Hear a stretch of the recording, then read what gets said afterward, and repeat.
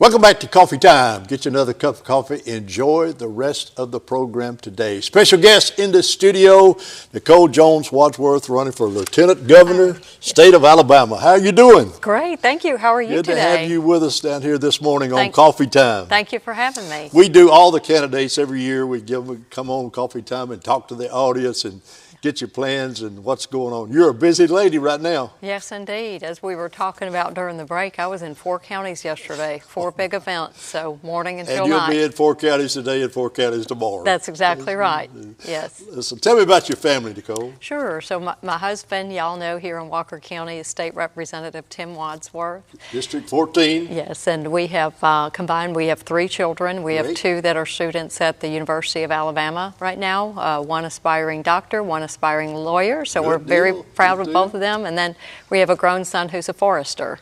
Oh, great. So, yes, very proud of all of them and their accomplishments. What about your occupations? What have you been doing? So I am a career site selector and commercial real estate developer. Over the past 20 years, I've been able to visit all 67 counties over 25 times, recruiting and retaining office, industrial, and medical facilities. Well, that fits very well as being Lieutenant Governor. Yes, sir. Yes, it does. That is a good title to start with. Yes. Recruiting and development is important to this state. It is. It affects everybody, no matter if you're in urban or a rural area. Jobs, jobs, and more jobs. That's right. That's what we're talking about. All right, let me ask you this question right out. First thing, why are you running for Lieutenant Governor? So I have traveled the state a bunch for my career and for board service and as an individual. And as I've met with my clients and their families and different communities, the same 5 key issues have kept coming up. So I've devised a plan called Build a Better Alabama. I want to utilize that office of Lieutenant Governor to improve the quality of life for Alabamians in the areas of industry recruitment and retention, workforce development, statewide infrastructure improvements, rural health care, and public safety.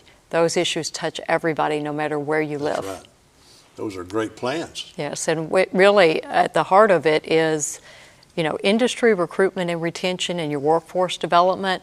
Those issues go hand in hand. As Lieutenant Governor, I want to make sure that every Alabamian, from the high school student to the veteran, has a clear path to a good paying job.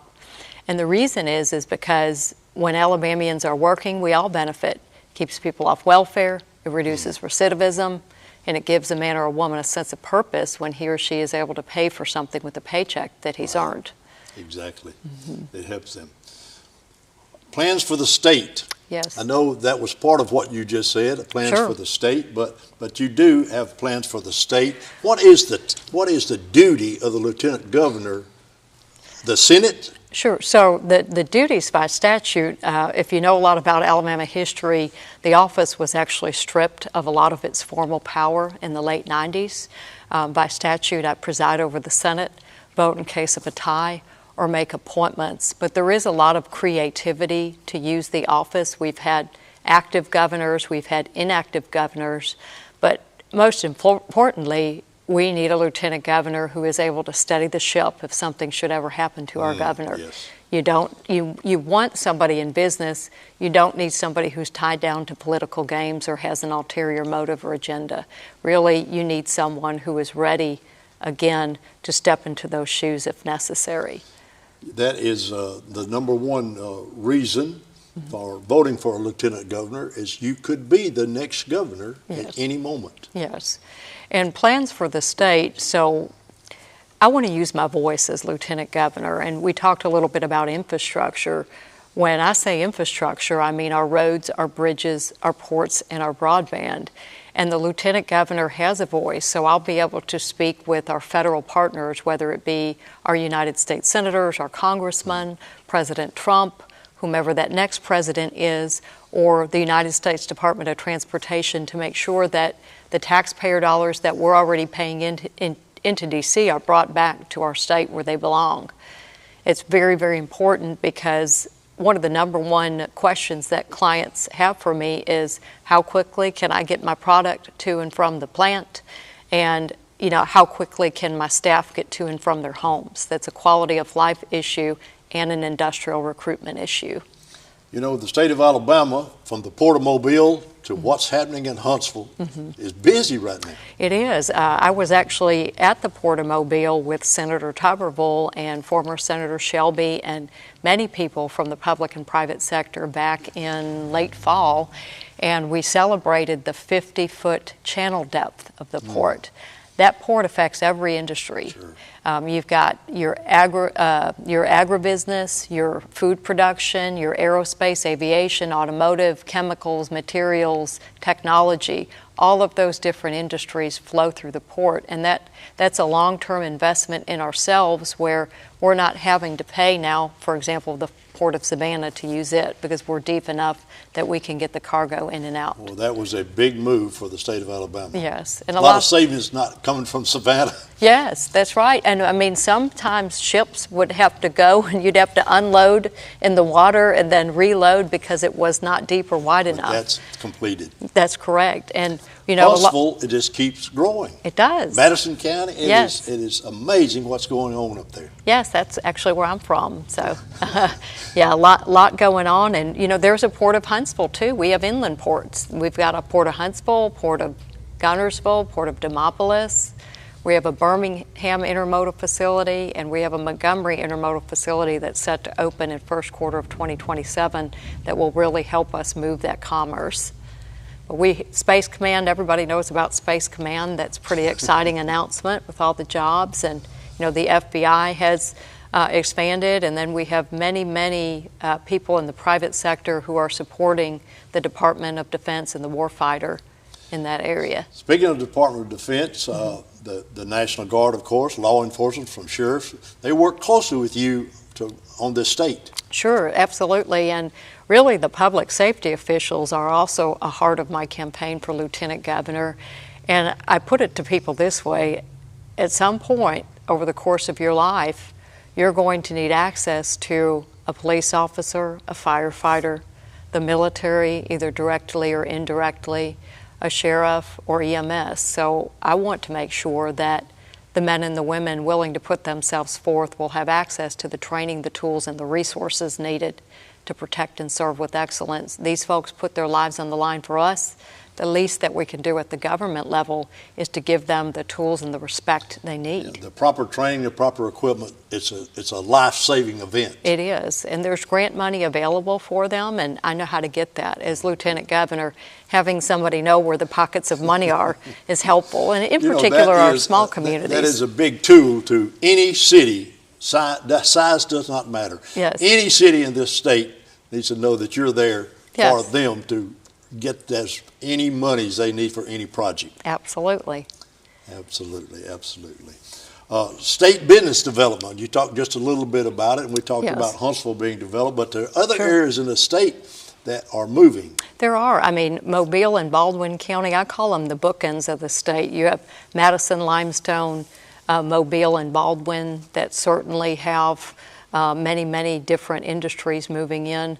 But I also want to make sure that our rural communities are represented and make sure that they understand that there are opportunities out there. You know, my husband Tim and I worked for a few years with the Alabama Community College system in Winston County, and the Wallace State now has a distant learning center in Winston County. And a lot of folks don't realize that, you know, almost 1 out of 4 people in Winston County today in 2026 still don't have a high school diploma. And so you have to be honest and you have to be able to meet people where they're at. Mm-hmm. And now that the Distant Learning Center is in their backyard, people can go and they can take the GED courses, and then once they complete their GED, the state of Alabama will kick in one free community college course. They can go to Bevel, they can go to Wallace, they can go to Calhoun and Decatur, they can go anywhere they want and jumpstart that career path. You know, we're talking about education. That brings me to my next question for you. Isn't it amazing that you can go to these community colleges, become a plumber, become an electrician, and make a lot of money? Yes, I mean, come on. How many of us have called a plumber recently and getting out with less than $500 bill? I know we haven't. I know. And, you know, there were about 20 years where the business and education didn't speak to one another. And what it resulted in is we have a deficit of many of our skilled trades, our plumbers, our electricians, our welders, our beauticians. So we need to do better, change that narrative, and help folks understand that whether you have a credential or a certificate, a bachelor's, master's, or PhD, right, you are valued in this state and there's employment for you. You know, you can be finish high school at age 18, go become an auto mechanic, yes, go to work in 18 months, 20 months, 24 months away, making big dollars. Yeah, that's exactly and that's right. what you're talking about, this educational system from high school through college is Alabama's blessed. Yes, and welders, certain types of welders in our state, you make six figures. I met one yesterday at Women in Manufacturing. She said, I started doing this and now I can do all this. Yes, and I said, I need to have you come and talk to folks. Yes. She should relate to you very well. Yes. And you to her. Yes, yes, sir. You to her. Business development from the top of the state to the bottom of the state is so important to all of us. Yes. What would be some things as a conservative that you look at, that you can see that we need to step to the next step with? Well, you know, rural health care is an issue that affects everybody in the state. Hospitals, doctors. Yes, and no matter where you live, rural health care affects you, and the reason why is because if Alabamians are healthy, they're working. If Alabamians are working, we all benefit. And so in my career as a site selector, I've been able to bring rural health care to impoverished areas and get creative and help these folks find grant money. I have one client that was able to earn a $700,000 plus grant practice in 2 economically impoverished Alabama counties. And medicine, you have to understand, is a business just like anything else. I mean, you spend all of this money and all of these years going to medical school. You have to sometimes incentivize people to go to a rural area where they might not have the volume as a bigger municipality. But what this gentleman did was he was able to purchase a vehicle with part of that grant money, and transportation is an issue in rural health care. A lot of patients don't have transportation. So his staff is actually able to go to their home, pick them up, take them to the doctor, and bring them back home. And this has really led not only these people to get healthy again, but they have now been able to get back into the workforce and purchase their own vehicles. So understanding that is all part of that economic development ecosystem is really important. And being back in the workforce means there's tax dollars coming to the state, so budgets is a big deal. Yes, and you have to be fiscally responsible, but also understand when you allocate money to whatever it is, you know, you have a fiduciary capacity to the taxpayers, and you also have to think of the long-term effects of your decision. So I am a long-term planner. I think 5, 10, 15, 20 years down the road, how are the decisions that we make today going to affect that next generation? Sure. And the next generation is coming quickly. Yes, it is. It's coming quickly, yes, like you and I know. Special guest today, Dr. Nicole Jones Wadsworth. She is our candidate for Alabama Lieutenant Governor office, and we're so happy to have her today here on Coffee Time. What is the next step? You've got a couple of months. We're going May 19th. Yeah, so I am speaking now from anywhere from 4 to 10, 12 times a week. And so anybody out there, if you need me to speak to your group or your club, we designed a website. It's NicoleForAlabama.com. That's a good one. Where different groups can put in their anticipated date, number of people, how long I'd be able to speak to them. So a lot of speaking engagements, a lot of voter outreach. Of course, we have ways that folks can get engaged on social media. We have Facebook, Instagram, Twitter.